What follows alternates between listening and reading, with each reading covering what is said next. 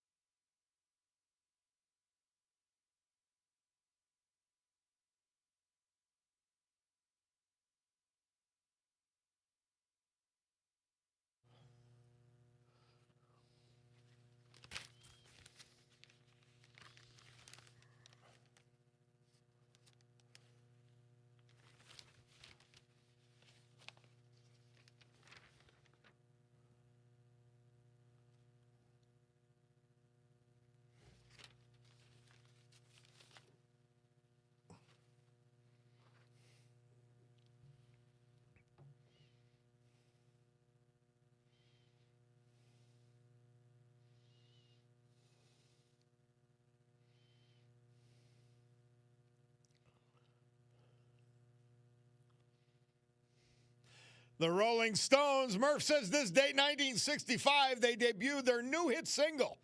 I can't get no satisfaction by lip syncing the song. And Mick's got lips, you know that, on the hit show Shindig. And before that, I really want you to think about this. This is 1961. Structural racism of some of the worst kinds existed in the United States. It's a stain, it's a disgrace. And this white mob attacks a busload of freedom riders, burn a bus, all this. Imagine, I just want you to think about the bravery of these people.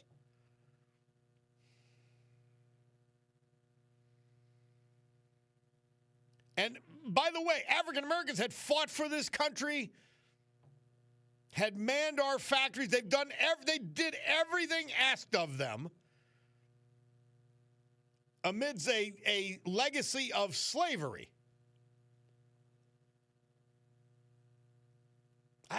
The courage is so off the charts. And I think of the disgraceful race hucksters of today. You can't even compare them to these amazing people. The Rosa Parks, Andrew Young in his day even. Of course, Martin Luther King. You can't even compare them. It's just like the Democrats of today. You cannot compare them to the party of old who were fighting for the working man. Now they hate the working man. The working man is to be used, and the working women. Brian from Scranton texts in. He says, I'm out at the polls, and voter turnout is extremely light. Brian is pushing for Lynn Lebrowski for mayor. She's running on the Republican side. Scranton resident and business owner will fix Scranton. Wow. Bob, LTS every day. How could you not vote for Pothole Page? She knows that it takes a lot of water to fill a swimming pool, says Joe from Westside. I know. Brian's been to all the polls, and please turn out, guys. Please turn out. This election, this disgraceful performance we've had in the mayor's office has got to end. But City Hall's got to be reopened.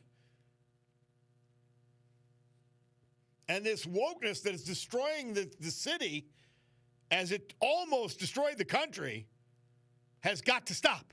It has to stop. My word.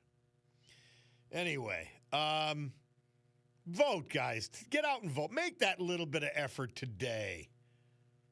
Democracy deserves it. Your area deserves it. Your town and city deserves it. Get out and do that, please. Let's take a break, though, because it's news time. Brian Hughes has that. Then we're going to come back. And even though it's election day, we said, you know what?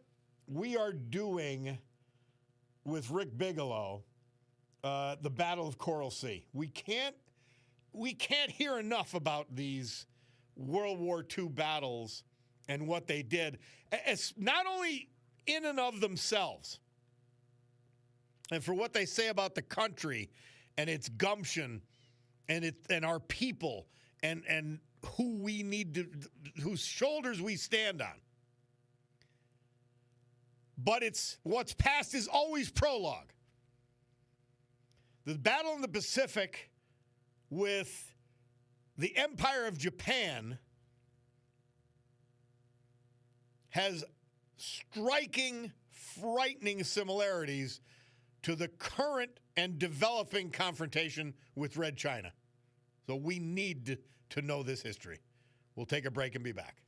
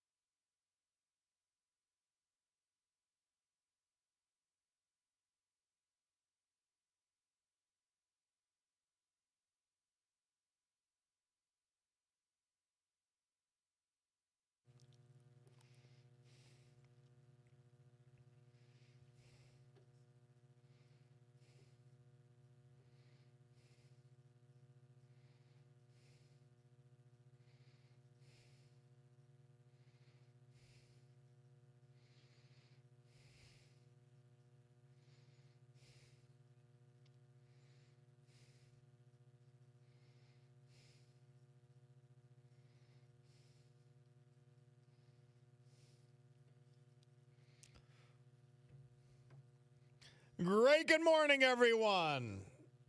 10:08 a.m. here in the great Northeast this beautiful Tuesday, May 20th, 2025. This is the Bob Cordaro Show, and I am he. And it's a big day to fight for America, defend our values, and with the help of our man, John Basiliga, to honor the brave who have made us and kept us free. People like the veterans we've lost this year, but celebrate this day, this election day. Leo Boisvert, Harding. Paul Durkin, Music. Albert Zankner, Northampton, Allen Township. David Homisak, Forest City, Mount Cobb. Byron Siegfried, Shikshini Valley. And Donald Gipple, Danville. So with history, our great founding fathers, and the incomparable Constitution of the United States of America, they are our guides. Let us continue today's battle. Gaveling back to order on this election day, the Club for Common Sense meeting, which was briefly adjourned for a news break. And the cabinet guy, you nailed it. Cabinet guy says, Mayor Many Names is out buying votes with our tax dollars. Grants to the veterans. She's a joke. The day before the primary election, veterans, please don't fall for this. Please. Don't fall for it. My word. That is so brazen. You almost can't make it up. And her newspaper prints it on the third page as though she's done something. And then we do it on our own newscast. It's insanity. Oh, yeah, I'm using your tax dollars to get get votes for myself, to pretend I'm normal. Yeah. Unreal.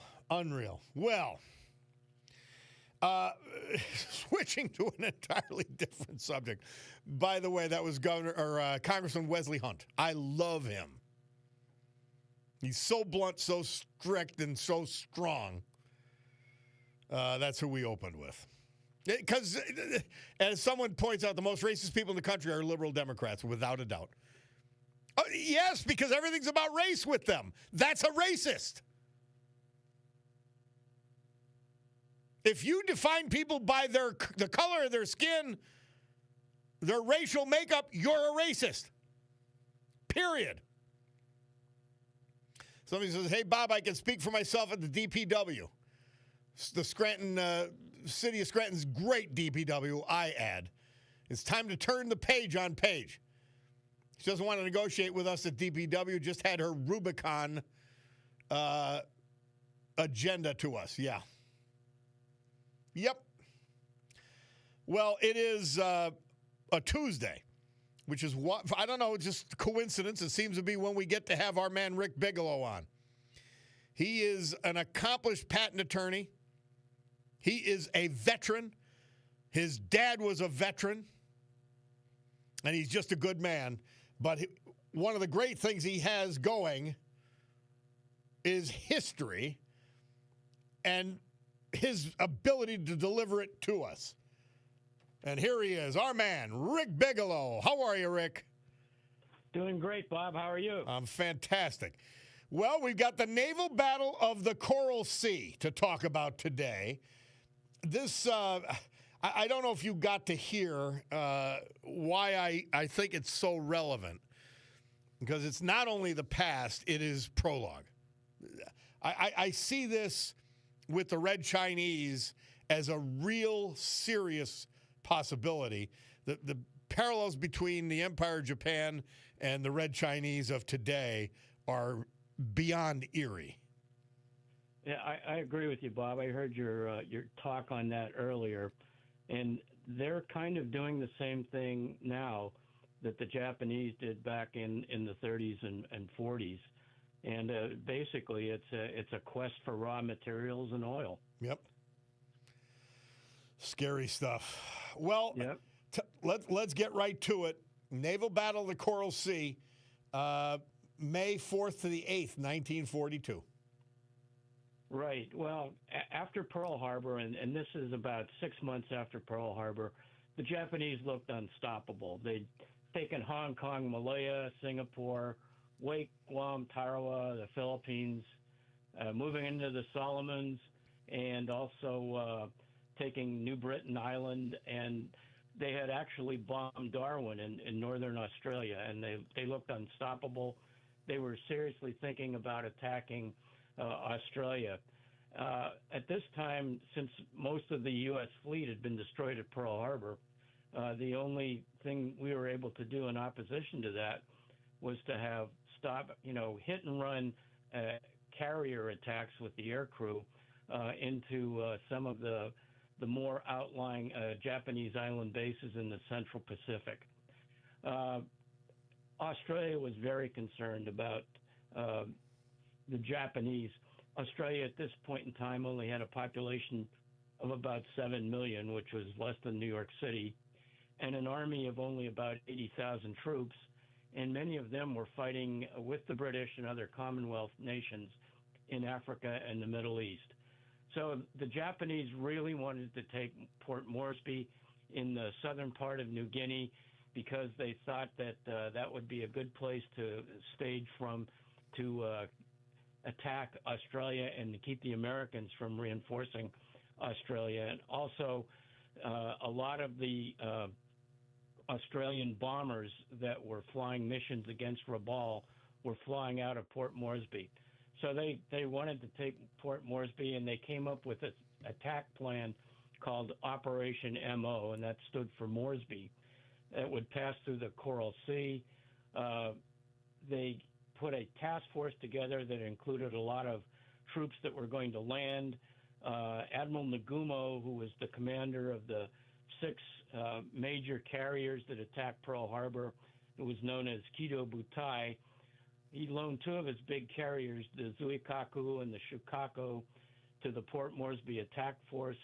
Kido Butai had just returned from pushing the British Asian fleet all the way back to Africa. So at this point in time, it was us alone with some help from the New Zealanders and the Australians that were going to be able to try to stop the Japanese.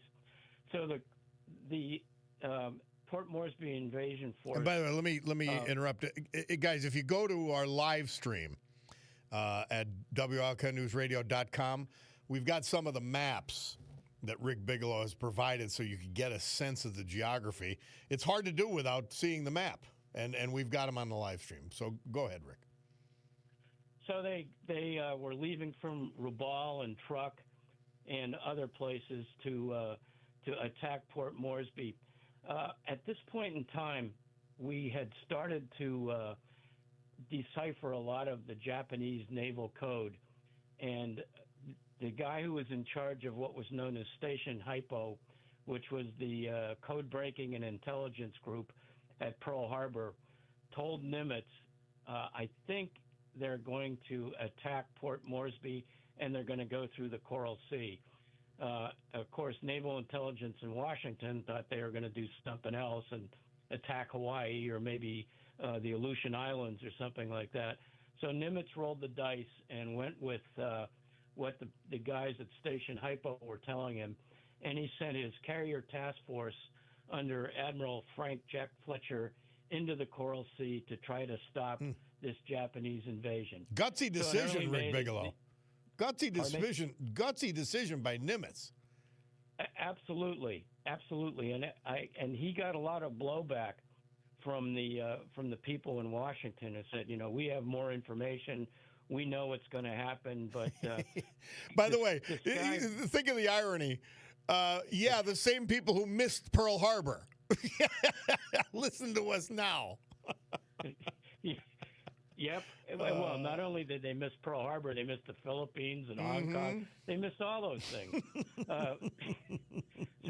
But that's the age-old battle between the centralized authority and the nation's capital and those out in the field who might have a better feel for what's going on. Yeah. But anyway, so he rolled the dice, and Fletcher's carrier task force moved into the Coral Sea. And I think the important thing about the guys from Station Hypo were there under the command of Joseph Roquefort, who not only was he a tremendous crypt analyst, he was also a Japanese speaker. So he really had a feel for what the Japanese could do, and he could take little snippets of information, and they were only decoding maybe 10 to 15% of the Japanese naval traffic at that time, and he could put it together and figure out what they were going to do. So they wanted to have Halsey's carrier task force participate in this too, but he was too far north because he had just was beginning to return from Jimmy Doolittle's raid on Tokyo. So unfortunately, Halsey couldn't get there until a couple days after the Coral Sea battle. So that left Fletcher and his carrier task force.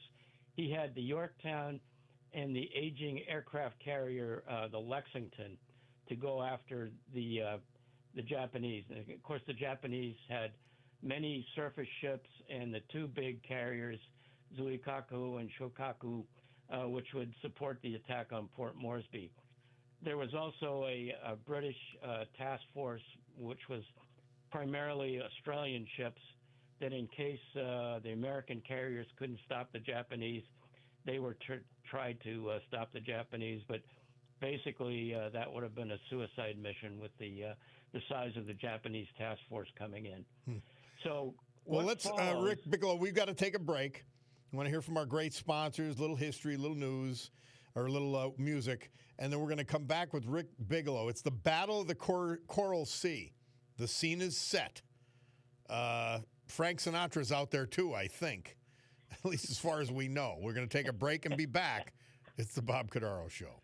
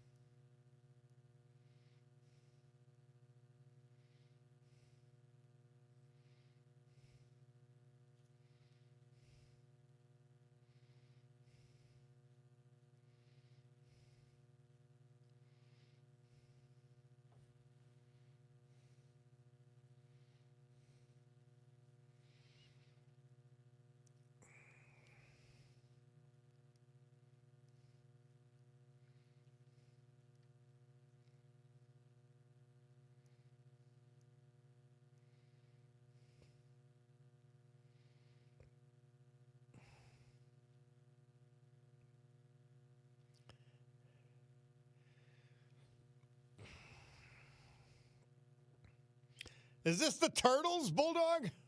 Yeah. I always thought the song was Some Girls. But no, Murph says on this date, 1967, the Turtles were moving up the charts with their hit, She'd Rather Be With Me. I thought it was Some Girls. She'd Rather Be With Me. The Turtles. Bob Cordaro back with you on WILK. And, of course, before that, and maybe not, of course, for some of you, because it's all the way back to 1993. I forget it's 32 years ago. Wow. Anyway, an estimated 93 million people tuned in for the final first-run episode of Cheers on NBC. Amazing. Amazing. It was a great show. It was a great show. It never went fully politically correct like MASH and some other shows did. So it was good stuff. All right, well, Battle of Coral Sea is the subject. Our professor, our very own professor, patent attorney Rick Bigelow, is in the midst of his lesson on all of this. So the stage is set. It starts in May, very early May. Tell us what happens, Rick Bigelow. Well, like you said, the stage is set for the first carrier naval battle in history, basically where the two carrier battle fleets never see each other, and they never fire on each other. All the fire is coming from airplanes that are launched from the carriers. So Japan has about 139 carrier planes. The U.S. has 128. So an interesting sidelight on May 3rd. Now, are they primarily bombers or fighters, or are they fighter-bombers? They're fighters and they're bombers. Okay. Some are for patrolling, and some are for bombing, and some are for providing protection for the carrier, what's known as Combat Air Patrol, or CAP. So on May 3rd, the Japanese assault and take Tulagi in the Solomons. Now, Tulagi's right across the channel from Guadalcanal. So this is of concern to the U.S. because it looks like they're going to establish a seaplane base there. The Japanese are. So Fletcher sends planes from the Yorktown to attack the Japanese on Tulagi. Now, at this point in time, the Japanese thought that there were no U.S. carriers around. And now, since they know that there couldn't have been any land-based airplanes attacking Tulagi, they know there must be a carrier around. So that heightens the stakes to some extent. So we'll forward to May 7th. Japanese scout planes are out all the time, and they report seeing a U.S. carrier and a battleship, and a massive airstrike is sent to attack it, but it wasn't a carrier. And at this point in the war, naval aviators on both sides were notorious for over-exaggerating what they were seeing and misreporting it. It turns out that there was one destroyer and an oiler, and the oiler and the destroyer had been sent out of harm's way after refueling Fletcher's carriers to the south and to the east. And somehow the Japanese came upon them, and they sent this huge carrier naval air task force to destroy what they thought was a carrier and a battleship. So at this point in time, U.S. carrier planes also attacked the light carrier Shoho, the Japanese light carrier. There were two large carriers and one light carrier, which was the Shoho, and a destroyer. The Shoho is sunk, and several of the Japanese smaller vessels are damaged. And then comes the fog of war. Absolutely. So, the Japanese are heading back to their carrier, and they try to land on the U.S. carrier. And later on, a couple of the U.S. pilots try to land on a carrier, and it turns out to be a Japanese carrier. And they were wondering why they weren't getting the signals to go ahead and land, and all of a sudden they're met with flak.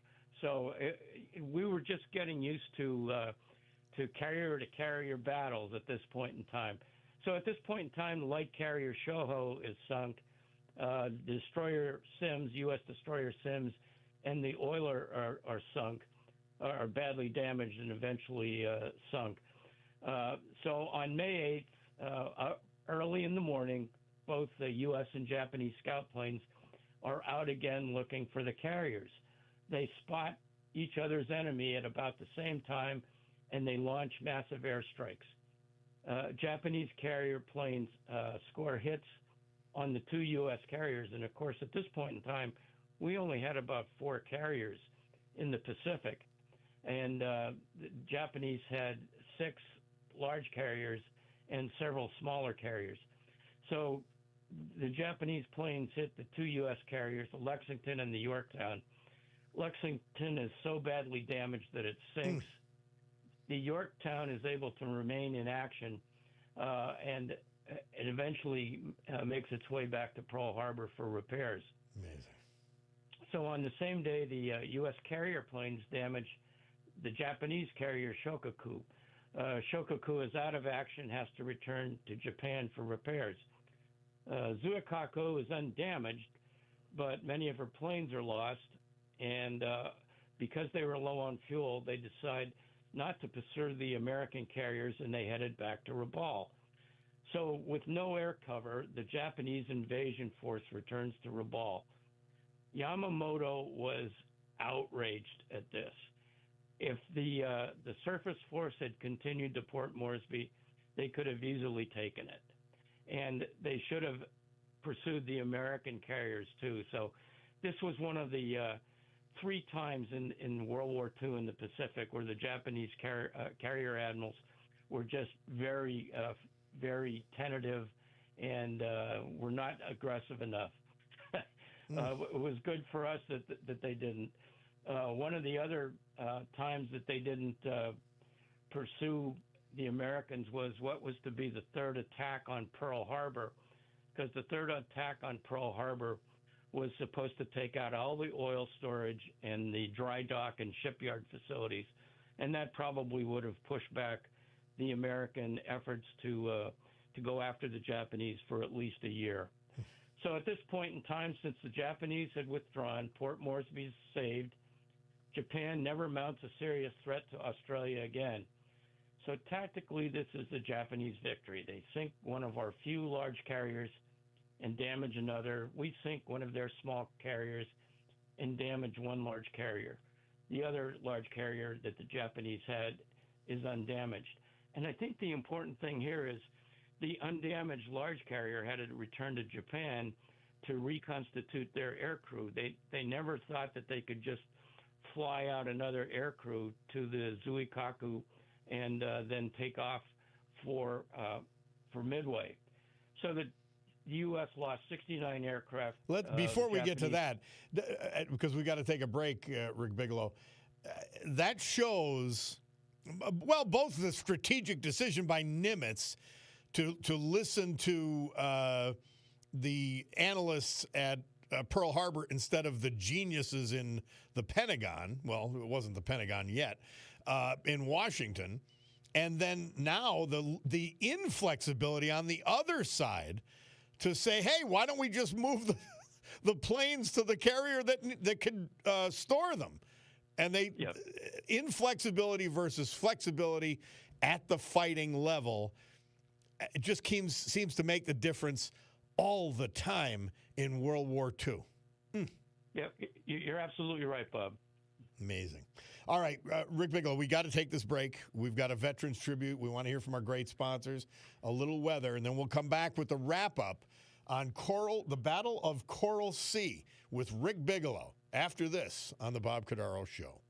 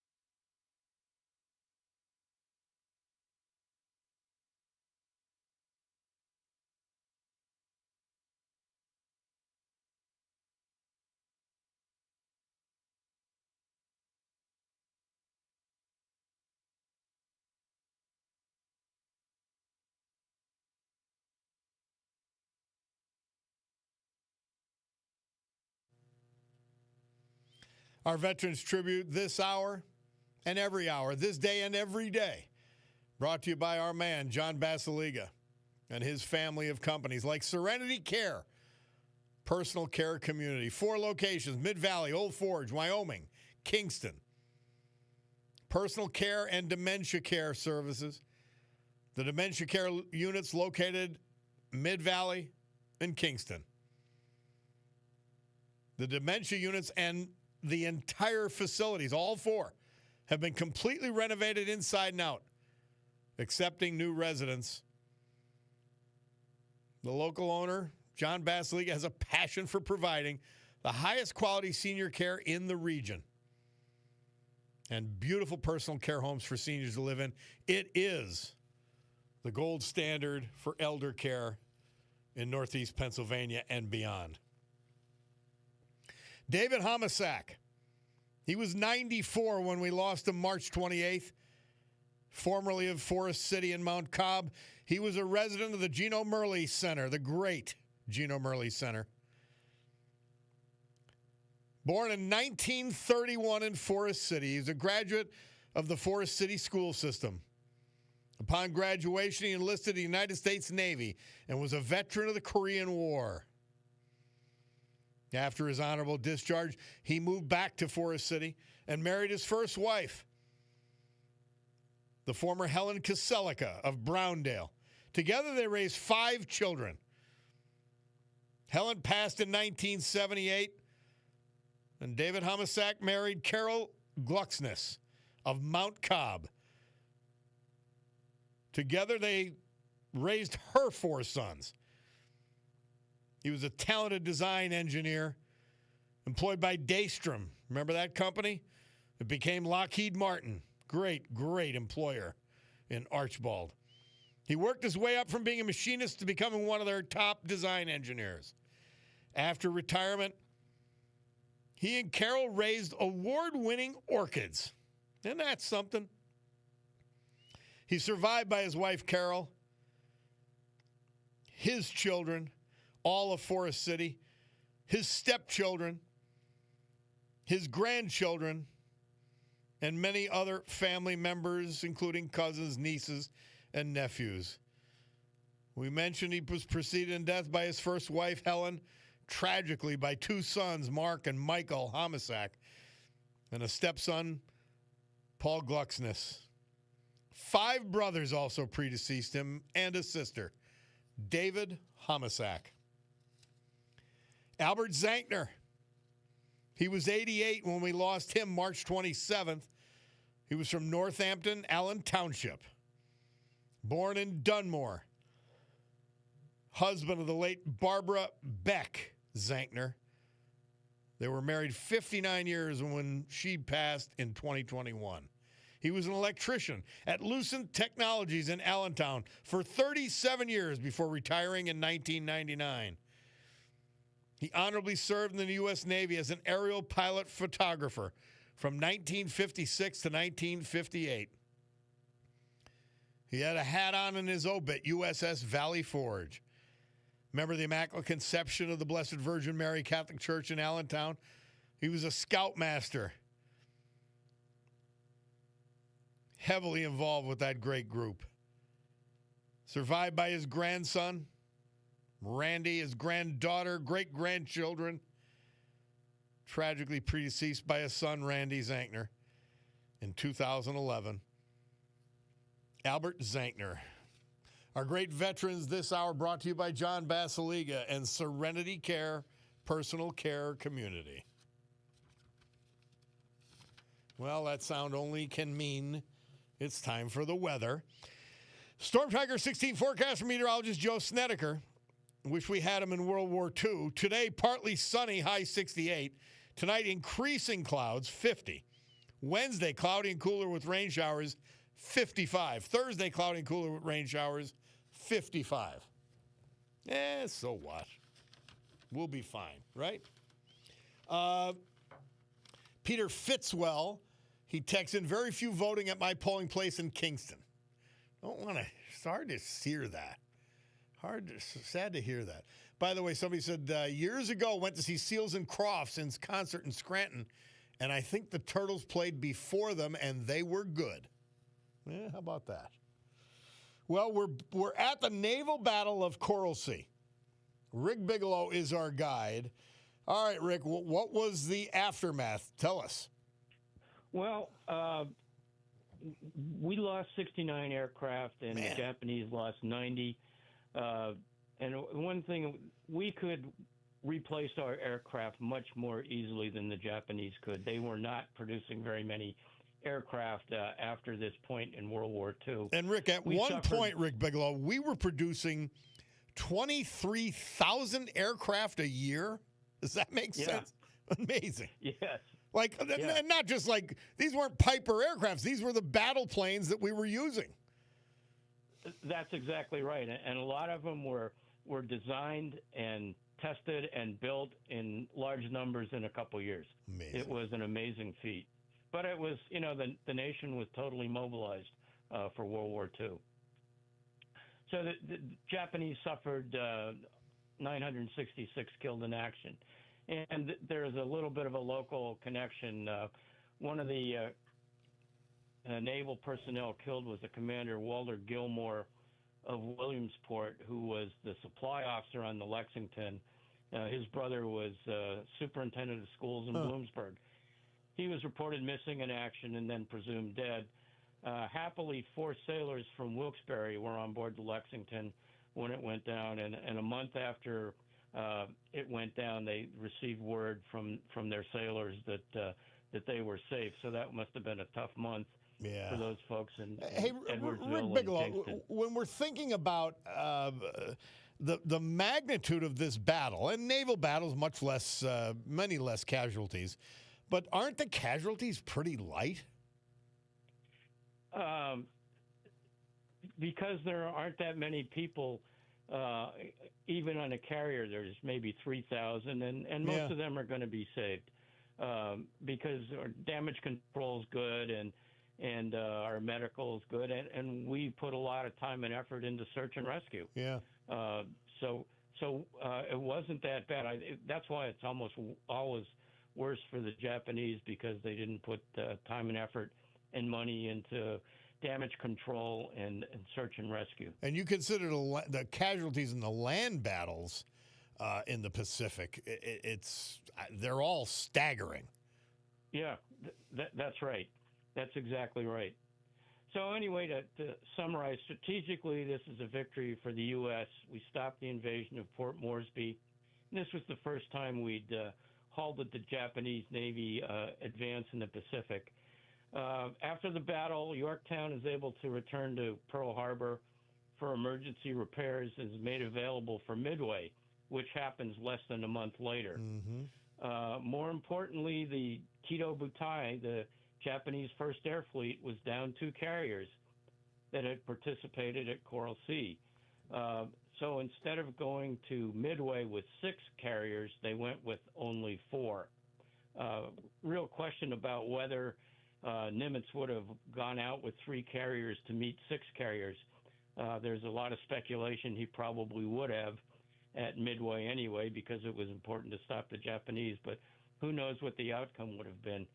And I think more importantly, since Station Hypo had made the right call on the Coral Sea, Nimitz trusted them.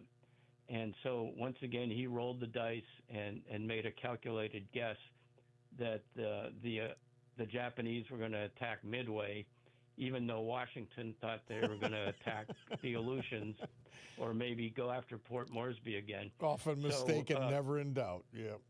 Yeah. So, I mean, Station Hypo wasn't always right, but in these 2 instances, they were right on the mark, and it led to the battle at Midway, which was one of the turning points in World War II in the Pacific. So I guess you could call the Naval Battle of Coral Sea the beginning of a turning point? Yeah, absolutely. I mean, there were several turning points.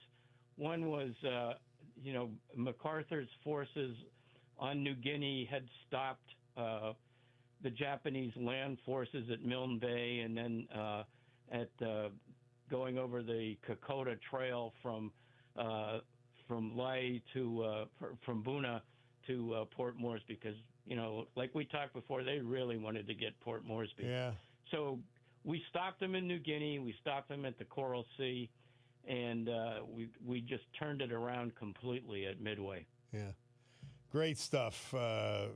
We appreciate it, Rick Bigelow, always. Battle of Coral Sea. And when will we hear from you next? Let's do it in 2 or 3 weeks. I'll discuss with you what we want to go after. All right, my man. Rick Bigelow, patent attorney extraordinaire, but historian. He's equally good. We appreciate you being with us always and letting us know about all of this. Glad to do it, Bob. All right. Our man, Rick Bigelow. We'll take a break. It's the Bob Cordaro Show. History in the making.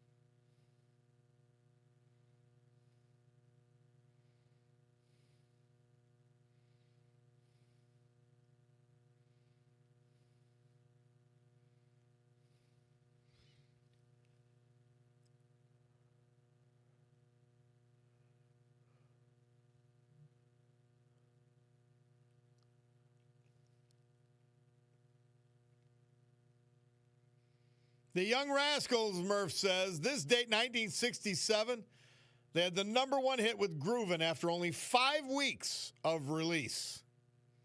How many people had to go to Joe Nardone's Gallery of Sound, Ralph's Record City to buy a physical record? Isn't that something? All right. Well, I'll tell you what's something is our man Luciano from Luzerne County. How are you, Luciano? Yes, about a little bit out of breath. I'm in the parking lot. I've been realizing this. First of all, let me just say this. I agree with you a lot of times, but at least you speak your mind. You don't mince words, and you don't go around saying, "Well, we all have a right to our own opinion," and then you're okay because I'm okay, and wishy-washy and lukewarm garbage. I can't stand pit talk show hosts that have no opinion, and all opinions are valid. Hell no, all opinions are not valid. All opinions are not worthy of being equal. But put that aside. All right. I realize this. I've known this for a long time. I walk around with a mega hat. I was in a crowd. I put it on. This is not unusual. I do this to see how they react. These radical Democrats, they don't like free speech. They despise free speech. Yep. No matter what they say, they despise. I put the mega hat on. This lady took my mega hat off my head. She shared with two men with her, threw it on the ground, and said, "What you gonna do about it?" So I just said, "Oh, well, listen, I'm talking to your boyfriend about free speech, and yes, I'm Hispanic, and yes, I support Donald Trump, and yes, I support deportation of migrants." So she threw my head on the ground, and I told her boyfriend to his face, believe me, one thing about Latino Democrats, they despise us, Bob. They hate Latinos that support Donald Trump. They hate Democrats, Republicans that are conservative. You could be a conservative and not support Donald Trump. Let's put that to the side. But, yeah, she threw my freaking hat on the ground. I said, okay, that's cool. No problem. I picked it up, and then she gave me a smirk. But I'm just saying free speech only goes one way. When you're in a crowd full of radical Well, they Democrats, can't have, you got to remember, Luciano, the left and today's Democrat Party cannot have free speech because they're wrong about everything. And I mean literally about everything. And like I said, you don't mince words. We know where you stand, but I'm more firm on illegal migrants. What if I told you about 4 years ago, they called police on me. They called the police on me and somebody else that was supported Donald Trump. They called the police on us and said that we were harassing them, these migrants. They couldn't even speak English, and they came up to me and speak in Spanish. And I said, and I hold when somebody speaks Spanish to me, and then they think I'm going to support their policies. So she called the police on me, brother, and she said that I was harassing her, and I was and the police. Luciano, there is a funny tape. It's so amazing that I thought it was made up, but I'm told it's actually happened. There's a video of a woman on a plane going out of her mind because the guy next to her has a MAGA hat on the plane. Yeah. And she's screaming and carrying on, and she can't be next to this maggot. And the stewardess comes up and she says, "I'll have to escort you to first class, sir. We have a seat for you." She put the MAGA guy in first class, and the lady went out of her mind again. These are sick people. They need treatment for a serious disease, so don't worry about it. Oh, I don't sweat it, but they called the cop. The cop was friendly. I know. For the most part, he said just move on. But they hate free speech. They're deceitful. They can't stand up. They can't stand up to it. Thank you, Luciano. Always a pleasure, my friend. All right. We'll talk to you soon. Well, it's news time as I look up. By the way, Gene Barrett, my candidate for mayor, checking in. He says, as you know, I'm not on the primary ballot since I decided being the third Democrat in the primary was not going to work. The vote split wouldn't happen, and Paige would be, she'd be able to win. And so he says the primary outcome is going to decide our next move. And he says, I have not taken a nap for the last few months. I've been at multiple public affairs fundraisers, met with city labor leaders and so on. And he points out to me, which I remembered, he's a 7-year active duty sergeant in the U.S. Army. And he had his 2 grandsons, and they went to the Armed Forces Day parade, and he sent me a nice picture and says, stay tuned. And it's a great deal. Gene Barrett, okay, so it's still going to happen. We got to make it happen for him. But for now, we've got to take a break for the news. Bob, a retired guy, though, checking in. He says, LTS, don't be too hard on Mayor Page. She's putting a public pool in every neighborhood. That's what the potholes are for. Yes. Pat tells me I was one of 3 people voting in Mountaintop at 8 a.m. Hope it gets better. Somebody said if the lady pulled my hat off, I would have kicked her in the ass. And another says, well, I'm saying Ralph's Record City and Joe Nardone's Gallery Sound. Somebody says McCrory sold 45 records. 59 cents. Do you know that's the exact number I think I remember for 45s, which were singles? How about that? All right, let's take a break. Bob Cordaro, WILK. We're going to come back. We got Shadow Steel. He's going to tell us about one of his great documentaries. We're going to get into that after this. It's the Bob Cordaro Show.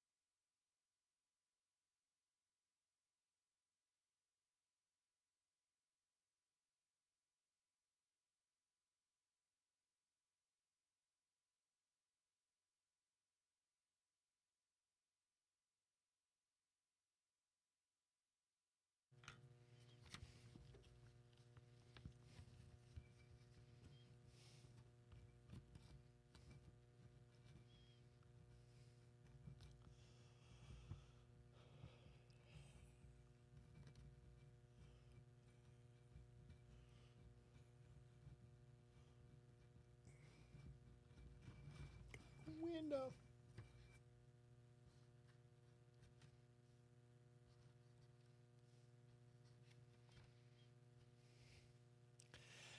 Great good morning, everyone. 11:11 a.m. here in the great Northeast.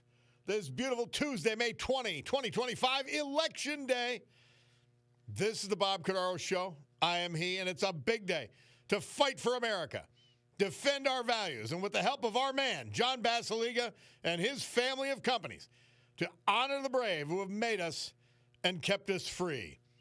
People like Byron Siegfried, Shikshini Valley, Donald Gipple, Danville, Albert Zankner, Northampton, Allen Township, formerly of Dunmore, David Homisak, Forest City and Mount Cobb, Leo Boisvert, Harding, Bourne Pittston, Paul Durkin, Music, Bourne Scranton.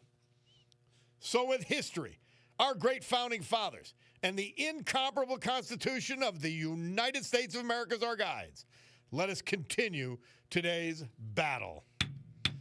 Gaveling back to order this meeting of the Club for Common Sense.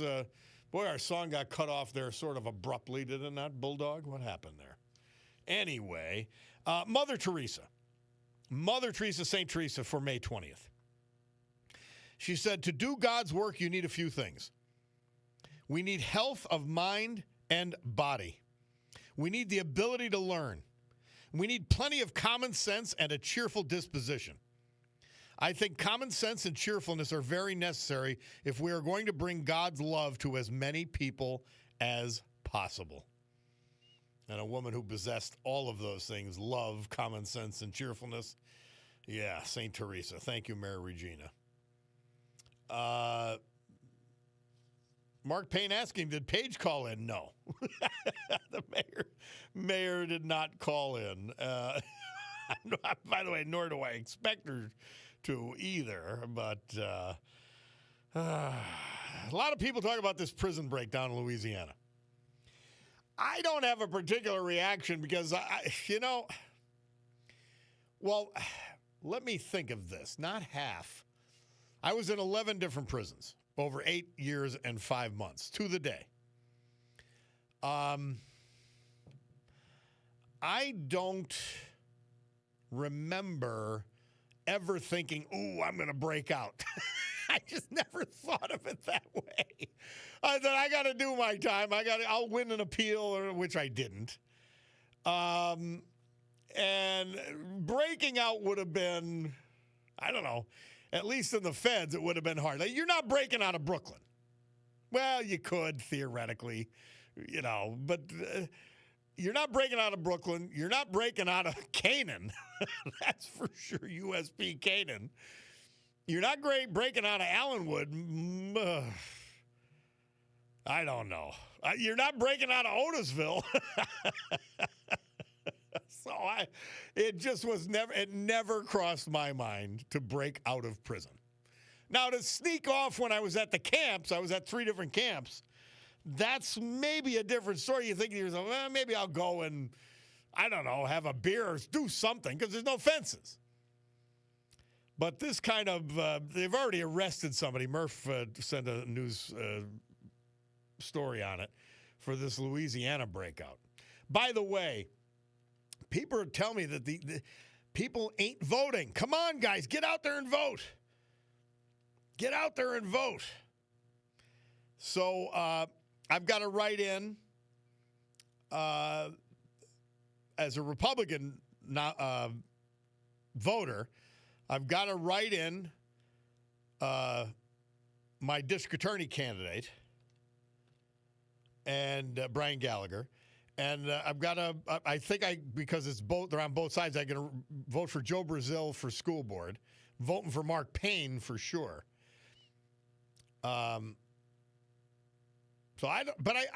just get out and do that. By the way, Chuck from Carbondale says, just came back from voting. I cast my votes for Amory Wheatcraft and Matt Wolford. We need sanity back in the Pennsylvania courts. Amen. Way to go, Chuck. Somebody says, how many mail-in ballots were requested? I don't know. in either any of the counties we serve or any of the 67. I just don't know. Somebody else texted, listening to Luciano's story, I've heard accounts before where Democrats would rip somebody's MAGA hat off. I don't understand these people. They act like they were personally hurt by Donald Trump. I know it's a mental illness. It's a true mental illness, I'm telling you. The listener continues, I have a family member who goes off the wall with just the mention of Donald Trump. I don't know.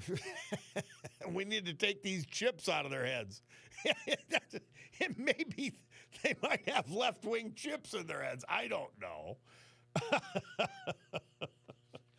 God bless them all. To be a grown up and that confused is just pray for them. Pray for them. Bless them. Anyway, so speaking of, you want to talk about prolific. In so many things, our man Shadow Steele, and I say mayor many names about Paige Cognetti and all her names. Well, he's got many. But he's the one thing he does among many, many things well is documentaries.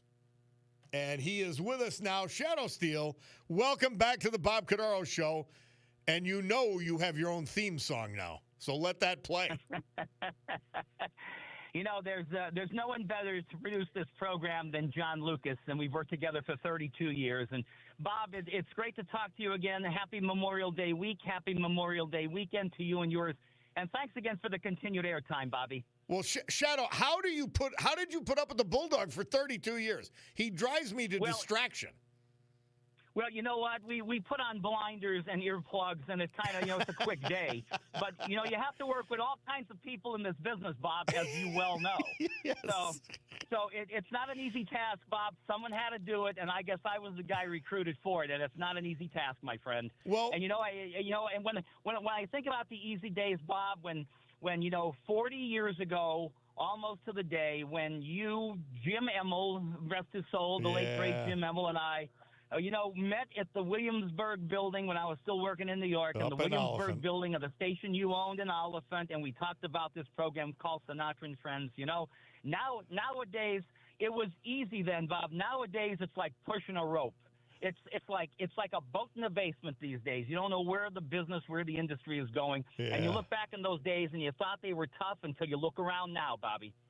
It is so different from 1987. That's when it was. That's how long I know my guy Shadow. Well, absolutely. We're coming off the heels of that incredible Rocky Glen documentary and our discussion about that. What about now you've done one on the Woodlands, which was the nice spot and an incredible gathering place for Northeast Pennsylvania. Tell us about it.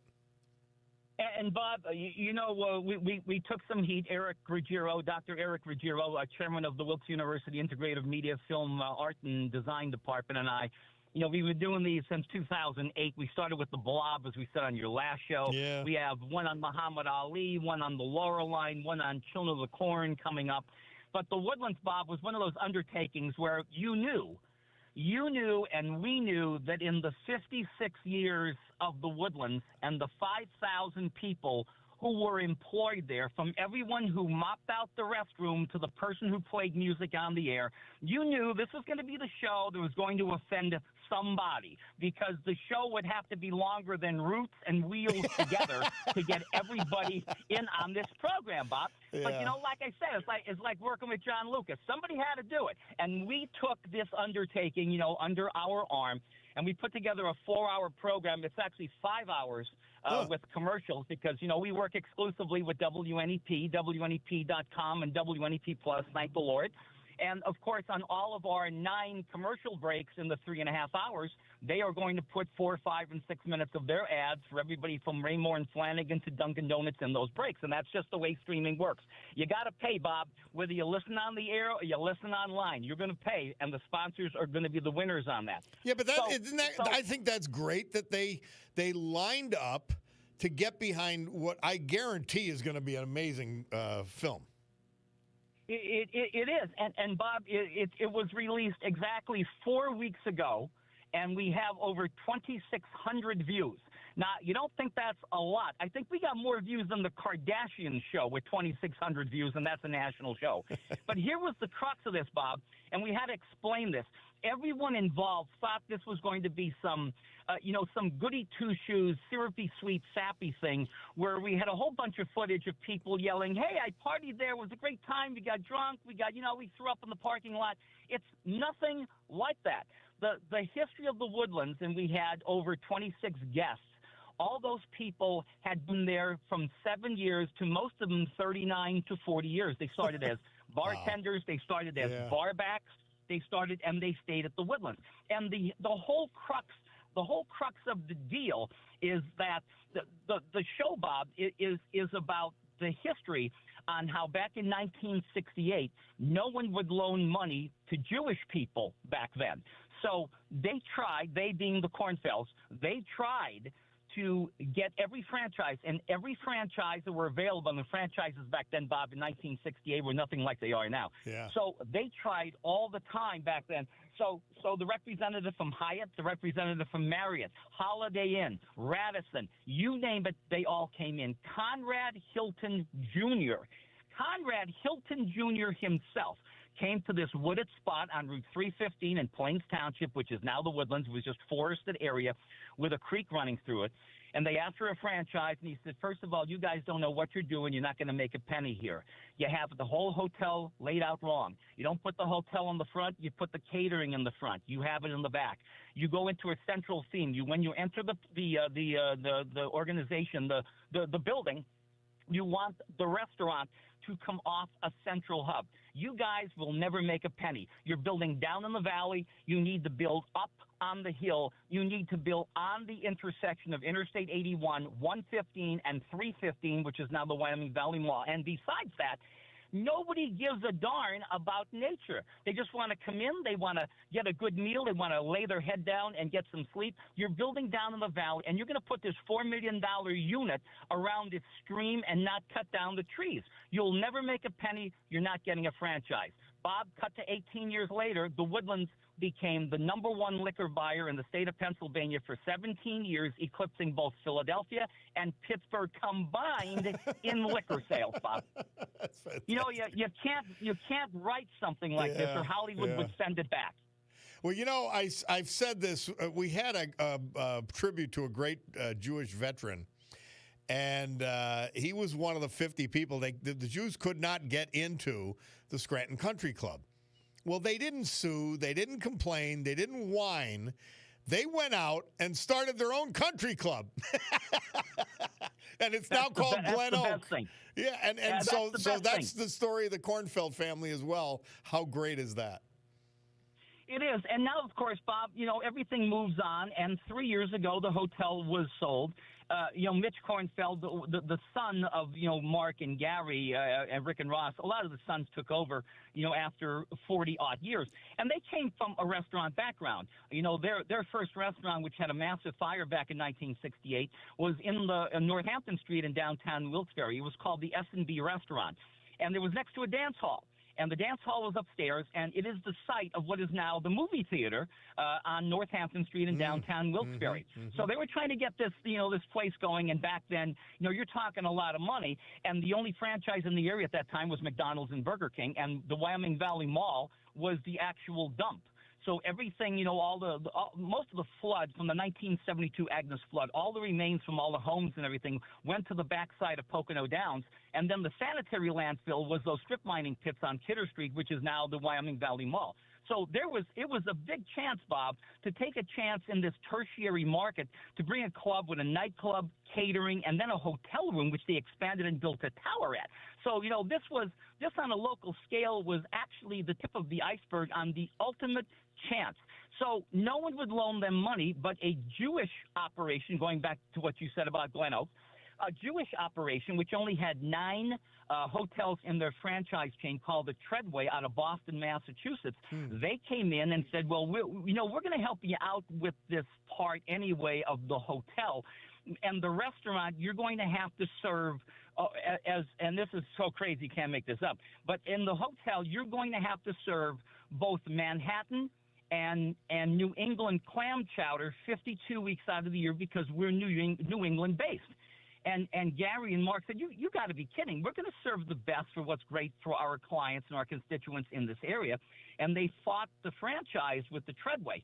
And, of course, Bob, as you well know, you have to pay a lot of money back to be McDonald's franchise. With McDonald's, it's 6 to 8% of your gross sales. Burger King is 6%. Wendy's is the same. So that goes back into the company.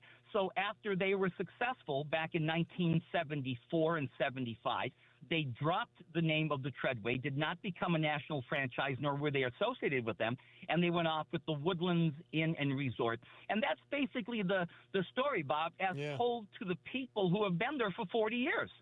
Amazing stuff. Shadow Steel is our guest. He's got a documentary coming out about the Woodlands.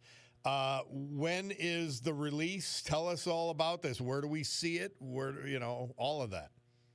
It is out right now. If you go to WNEP.com and just type in The Woodlands, or it's actually called The 25th Hour, Reflections from a Mirror Ball.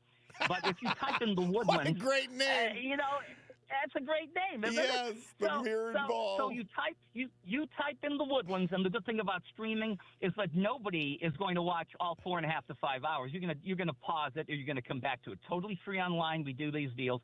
It's out now, 2,600 views in the last 4 weeks. Just type in The Woodlands on WNEP.com, or if you're on WNEP Plus, which confuses people, because to be on a Plus, you have to be on a premium tier.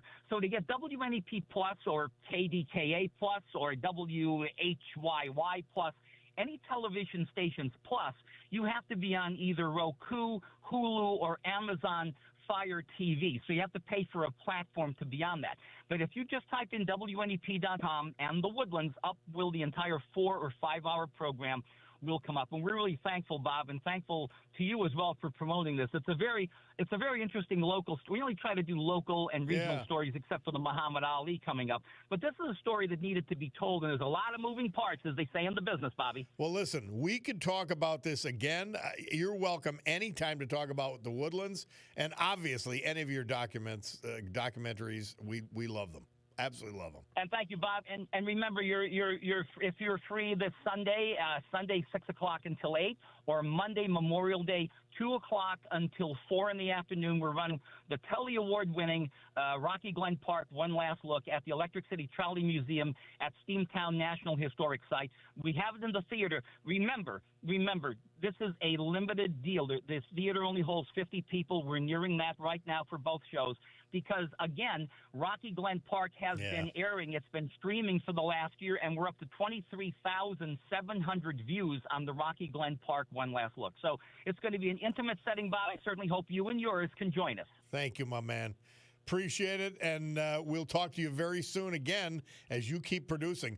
Woodlands documentary on WNEP.com. You just look for it. You'll find it. And then, of course, Sunday, we're going to get another shot at looking at that great Rocky Glen documentary.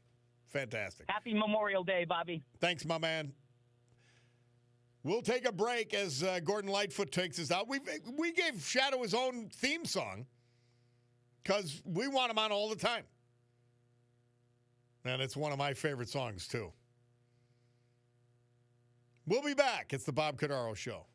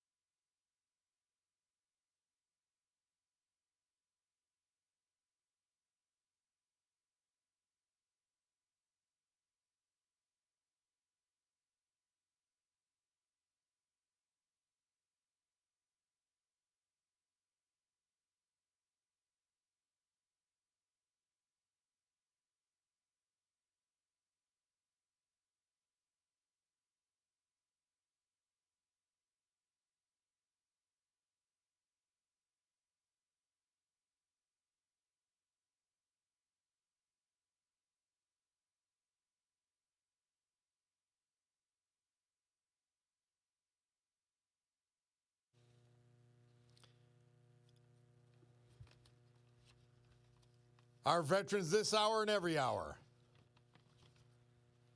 This day and every day. Brought to you by our man, John Basiliga. And his great company, Serenity Care. Personal care community. 4 locations, Mid-Valley, Old Forge, Wyoming, Kingston. They are completely renovated inside and out, accepting new residents. They're gorgeous, bright, clean, great food. Place of honor and dignity for your senior or for yourself. There are dementia care units located at the Mid-Valley and Kingston locations. And they come to this business with a philosophy to give the best in senior care to people who deserve it. Serenity Care. Donald Gipple, Coast Guard veteran, also a United States Postal Service retiree. He was 80 when we lost him on March 26th. He was from Danville, a 1962 graduate of Bloomsburg High School. He served his country from 1963 to 1967 in the United States Coast Guard. After that, he went from active duty. He served for a number of years with the 177th New Jersey Air National Guard. In 1968, he married his beloved wife, the former Camille Onofredi. They were married for 56 years, had a daughter and a son. While Donald was in Bloomsburg, he and Camille spent 38 years building a life together in the Villas, New Jersey, before moving back to Pennsylvania in 2008. While he was born in Bloomsburg, my apologies. Donald worked for the USPS for more than 30 years, retiring in 1999. After retirement, he continued working. He was a bus driver for Lower Township, New Jersey, elementary schools, and the Geisinger Medical Center. He also worked at Wise Markets in Danville. Devoted husband, father, grandfather, friend, brother, and public servant. More than 40 years of his life, he was a volunteer firefighter. Member of the American Legion. Member of the Moose Lodge for more than 20 years. Survived by his wife, Camille, his son, his daughter, 5 grandchildren. 2 great-grandchildren. 1 stepsister. And other family members. Donald Gipple. Byron Siegfried. He ran the extrusions department for Berwick Industries. He was 84 when we lost him March 26th. He was from Shikshini Valley. Born in Shikshini, the graduate of the first class of Northwest Area High School in 1957. Went on to join the U.S. Army. He was an MP. He then worked for his father at their sawmill in Shikshini Valley. In his younger years, he owned R&J Car Wash in Bloomsburg. For 42 years, he worked for Berwick Industries as the head of that extrusions department. He had a vintage Corvette and a pilot's license. He liked coon hunting. He was a member of the Tri-County Coon Hunters Club. He'll be greatly missed by his wife of 59 years, the former Mary Ruth Furyk Siegfried, his sons, a grandchild, and other family members. Byron Siegfried. Our great veterans this hour brought to you by John Basiliga and Serenity Care, the class of elder care in Northeast Pennsylvania. All right, the weather. Storm Tracker 16 forecast from meteorologist Joe Snedeker. Today, partly sunny, 68 degrees. Tonight, increasing clouds, low of 50. Wednesday, cloudy and cooler with rain showers, 55. Thursday, cloudy and cooler with rain showers, 55. And I heard the morning news. That kind of weather is going to extend itself.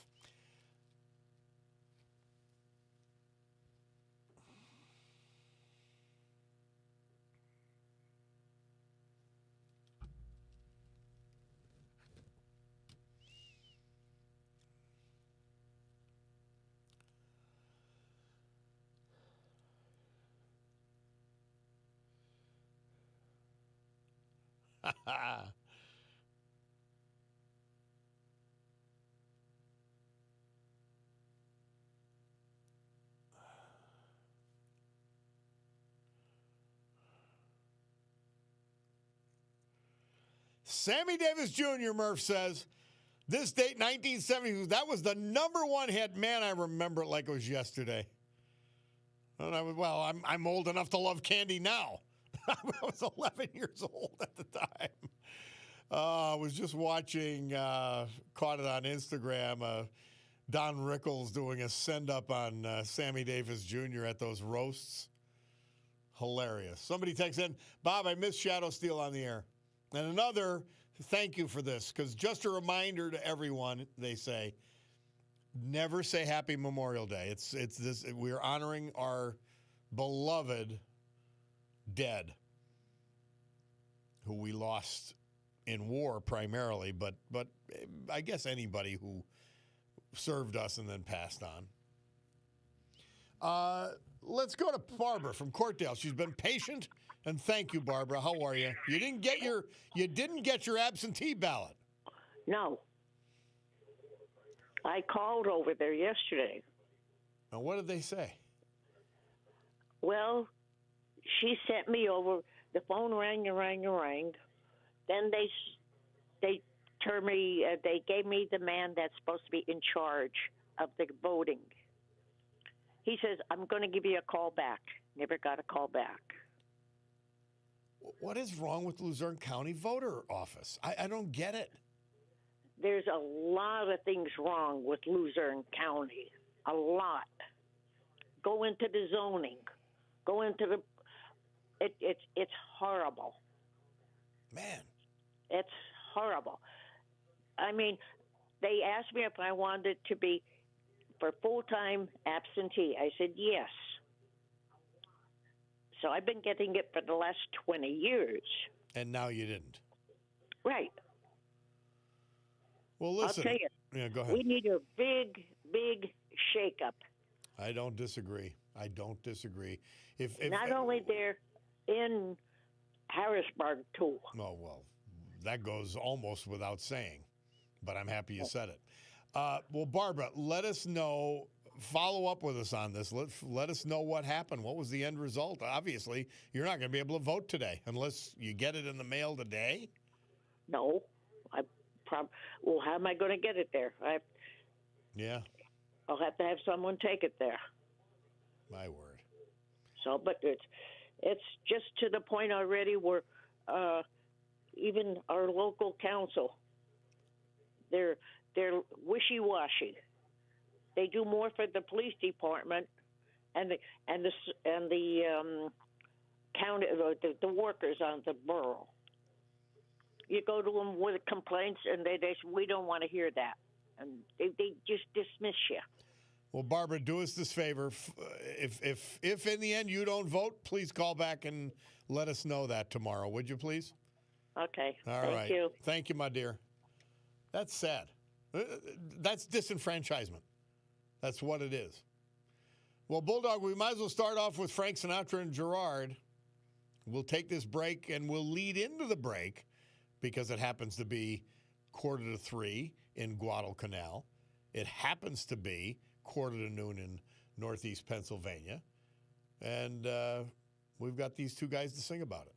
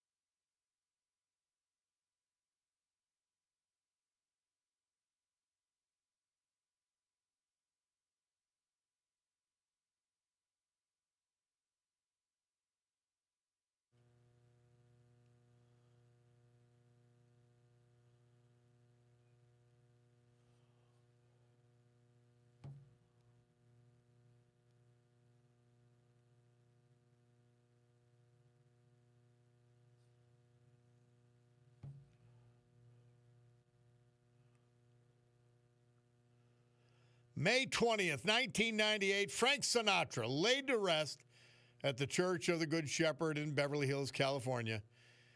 And on this date in 1957, May 20th, he recorded his hit Witchcraft, so Murph picked it to play for him. And we're going to finish with, hopefully with two Scranton mayoral candidates, but with Joe Cocker, who this date, 1944, was born in Sheffield, West Riding of Yorkshire in England.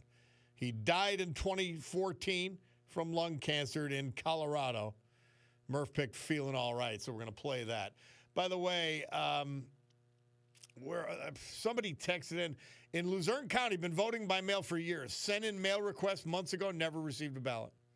A bunch of people offering to help Barbara out. I can't do that. You know that. You could understand why. I can't get in the middle of that. I want people to know it's happening.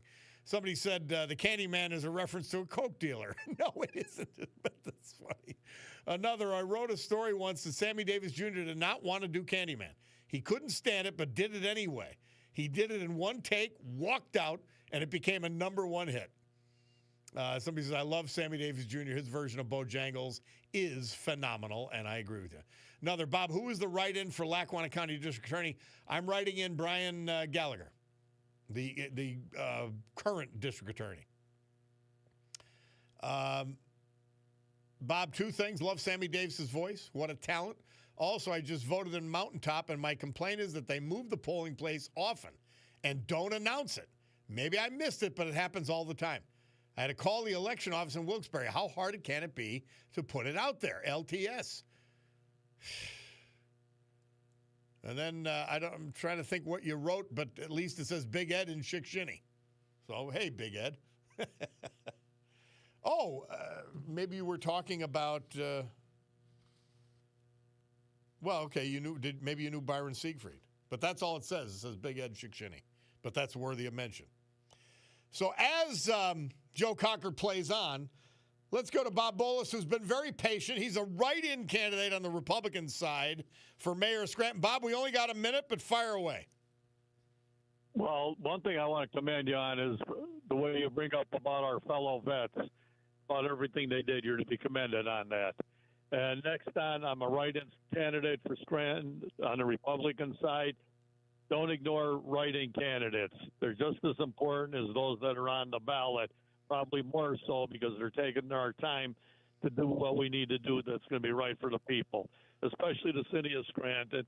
And if you want a new Scranton, write in Bob Bolus. If you want business as usual, you got the other candidates. All right, Thank Robert. you. Thank you, Bob. Best wishes today. Lynn Lebrowski, she's on the ballot on the Republican ticket in Scranton for mayor. Lynn, how are you? Good. How are you, Bob? Fantastic. I just wanted to encourage everybody out there to get out today, make a plan to vote. Primaries are really important. And no doubt about it. Lots going to be decided, and we've got to get rid of our incumbent mayor, that's for sure. Yeah, I happened to see her at her polling station. She wouldn't even look in my direction. Well, Lynn, tell me, Lynn Lebrowski, what are you doing Election Day? I am running around to all the polls, and I'm on my way to pick up lunch for my poll workers. Great. Well, Lynn Lebrowski, best wishes, Republican candidate for mayor in the city of Scranton. Thank you. Thank you, Bob. All right. As we head to the finish here for the program, we want to remind you of the veterans and the tributes and the celebration of life brought to you today by John Basiliga and his Serenity Care. Donald Gipple, Danville, formerly of Bloomsburg. Byron Siegfried, Chick-Shinny Valley. Albert Zankner, Northampton, Allen Township, born Dunmore. David Homisak, Forest City, Mount Cobb. Leo Boisvert, Harding, formerly of Pittston. Paul Durkin, Music, born Scranton. Are great veterans. Man. Pray we're replacing them with people of similar stock. Somebody texts in, Bob, if I lived in Lackawanna County, I'd vote for Bob Bolus for Scranton mayor. He's an extraordinary person who has held a great Christmas dinner for 31 years. you want to change for the people, vote for Bob Bolus. Well, listen, if you're a Democrat, you could vote for in Scranton. It doesn't matter where you live, right? We found that out last election. All right. Something's wrong with Luzerne County Voter Registration Bureau. Something's wrong. Joe Brazil, School Board, Scranton. Brian Gallagher, DA. I'm writing them in. I won't make choices on the other, but remember our judges. Superior Court, Wheatcraft. Commonwealth Court, Wolford. Have a great day, guys. Great afternoon. The Sue Henry Show is next. The Rob O'Donnell Show after that, God willing. I'll be back with you tomorrow morning. But for now, we adjourn this meeting of the Club for Common Sense. Adios.